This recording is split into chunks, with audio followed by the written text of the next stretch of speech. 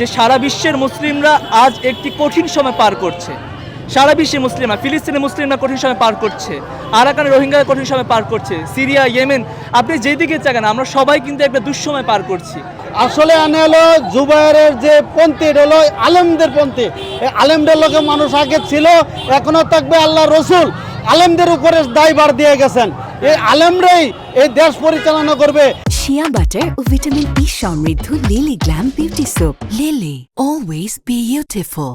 সর্বপ্রথমে আমি আমার মহান রবের শুকরিয়া আদায় করতে চাই, আলহামদুলিল্লাহ, যে তিনি আমাদেরকে একটি স্বাধীন দেশে, স্বাধীন বাংলাদেশে, ফ্যাসিস্ট সরকার মুক্ত একটি দেশে আমাদেরকে ইজতেমা করার সুযোগ দিয়েছেন। এই ইজতেমা থেকে আমাদের একটাই প্রাপ্তি, যে বাংলাদেশ যেন একটি গণতন্ত্রের পথে হাঁটে, আমাদের দেশটা যেন আরও সমৃদ্ধ হয়, আমরা যেন একটি সুন্দর বাংলাদেশ পাই। আর বিশেষ করে আমি একজন ছাত্র মানুষ, আমি একজন ছাত্র, সো আমার অনেক দায়িত্ব এই দেশের প্রতি। আর বিশেষ করে আমি আমার ছাত্র ভাইদেরকে বলতে চাই, যারা শুনছেন, যে এই দেশটা আমাদের সবার এই দেশটা, আমাদের সবাইকে দেশটা নতুন করে গড়তে হবে, আমাদের সবার মেরুদণ্ড সোজা রাখতে হবে। এই বিশ্ব ইজতেমায় আমরা আল্লাহর কাছে আসি, আমরা তার কাছে প্রার্থনা করি।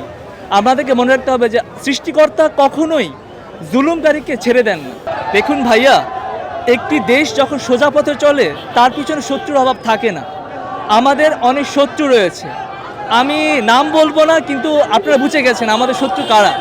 ঠিক আছে, আমাদের দেশের উপর ষড়যন্ত্র চলছে, আমাদের জনগণের উপর ষড়যন্ত্র চলছে, কিন্তু একটা কথা আমি সবাইকে বলতে চাই, যে বাঙালি কখন মাথা নোয়ায় না, বাঙালি মাথা নোয়াবে না।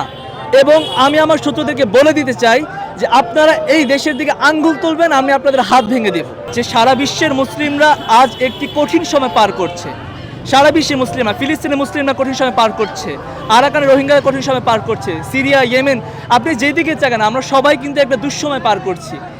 এই ইজতেমা থেকে আমাদের প্রত্যাশা যে আমরা সব মানুষরা যেন একসাথে, একভাবে, মুসলিমরা যেন একভাবে, একত্রে, জাতীয়গতভাবে, ধর্মীয়ভাবে সবাই এক পথে হাঁটি, আল্লাহর প্রতি ফিরে আসি।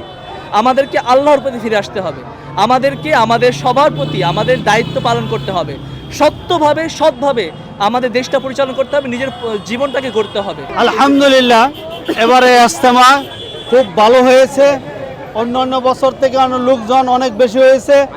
একমাত্র কারণ হলো উলামায়ে কেরাম বর্তমানে তাদের অধীনে আমরা আছি, তারা অধীনেই একটা সুষ্ঠু অবস্থায় আল্লাহ আমাদেরকে সুস্থভাবে এই ইজতেমা মাঠটা পরিপূর্ণ হয়েছে, সমস্ত মানুষের দ্বারা লোকান্বিত হয়েছে। একমাত্র সবাই সবার জন্য দোয়া করেছে। আসলে এই পৃথিবীর মধ্যে একমাত্র মুসলিম জাগ্রত, এবং মুসলিমের যে একটা জাগ্রত ইবাদত আমাদের যে আছে, আমাদের মুসলমান ভাইদের জন্য দোয়া করতে হবে। সর্বাবস্থায় ঈমান নিয়ে আমাদের মরতে হবে। ঈমান নিয়ে মরতে হলে সর্বপ্রথম আমাদের আলেম ওলামার সাথে থাকতে হবে। আলেম ওলামার সাথে যদি না থাকি আমরা পথভ্রষ্ট হয়ে যাবো।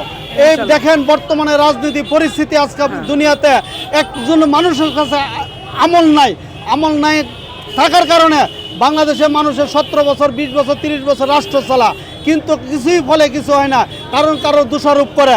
একমাত্র সঠিক রাস্তা থাকতে হলে তবলিগ জামাতে যাইতে হবে, ইমানের হালতে থাকতে হবে, আলেমদের লোকে থাকতে হবে, তাহলে আমাদের সঠিক রাস্তায় আমরা থাকিয়া আমাদের জীবনটা পরিচালিত করতে হবে।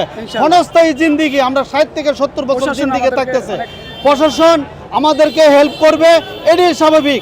তারা যেন ঘুষ না খায়, দুর্নীতি না করে, আল্লাহ যেন তাদেরকে দুর্নীতি করে তাদের ছেলেমেয়েদেরকে না খাওয়া, এই জন্য আমরা দোয়া করি। আমাদেরকে আল্লাহ সুস্থ রাখুক, সারা জাহানকে সুস্থ রাখুক। আসলে আনে হলো জুবাইরের যে পন্থী, এটা হলো আলেমদের পন্থী। এই আলেমদের লোকে মানুষ আগে ছিল, এখনো থাকবে। আল্লাহ রসুল আলেমদের উপরে দায়ভার দিয়ে গেছেন।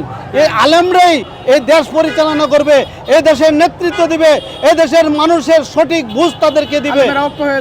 আর প্রত্যেকটা আলেমের প্রতি মানুষের ঐক্য হোক, এটাই স্বাভাবিক। ঐক্য হলে আপনাদের দেখবেন প্রত্যেকটা মানুষ আমরা সঠিকভাবে থাকতে পারবো এই দুনিয়াতে।